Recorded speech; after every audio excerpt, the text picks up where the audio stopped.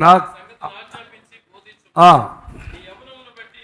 నీ యవ్వనమును బట్టి ఎవడు నిన్ను తృణీకరింపనీయకుము గాని మాటలోను ప్రవర్తనలోను ప్రేమలోను విశ్వాసములోను పవిత్రతలోను విశ్వాసులకు మాదిరిగా ఉండు. ఎవనుడా ఎలా ఉండాలో తెలుసా?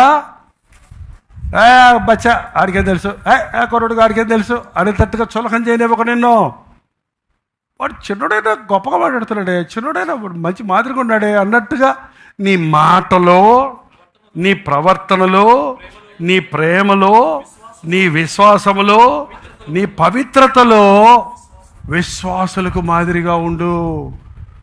అందుకని రక్షించబడి ప్రభు వాక్యాన్ని ధ్యానించే యవ్వనస్తులు చెడ్డ తెచ్చుకోరు, మనుషుల చేత హీనపరచబడరు, మనుషులు గౌరవిస్తాడు. ఆ రోజు డానియేల్ని ఎందుకు గౌరవించారండి? అతన్ని ఎందుకో, అతను రాజు అతని మాట విన్నాడు.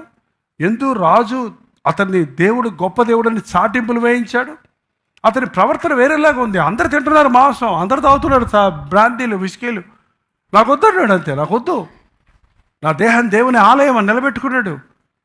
ఎవడేమో చెప్పినా, నువ్వు సింహాల బోన్లో వేస్తాడన్నా, నువ్వు ఇది అగ్ని గుండెల్లో వేస్తాడన్నా నేను ప్రార్థించుకోకుండా ఉండను.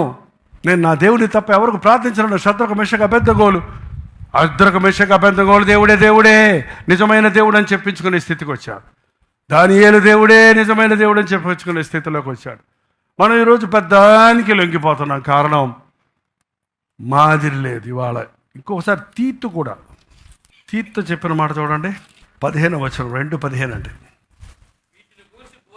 వీటిని గురించి బోధించుచు హెచ్చరించుచు సంపూర్ణ అధికారముతో దుర్బోధను ఖండించుచు